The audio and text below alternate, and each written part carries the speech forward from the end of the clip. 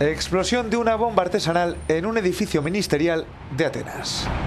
El artefacto, que estaba compuesto por 9 pequeñas bombonas de gas, estalló junto a un edificio auxiliar del Ministerio para la Reforma Administrativa. No hubo heridos, pero como se puede ver en las imágenes, la explosión provocó un incendio que dañó la planta baja del inmueble.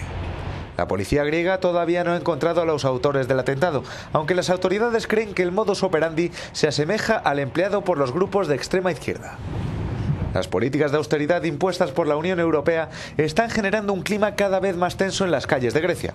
A finales de febrero, la policía encontró otra bomba casera en el metro de Atenas.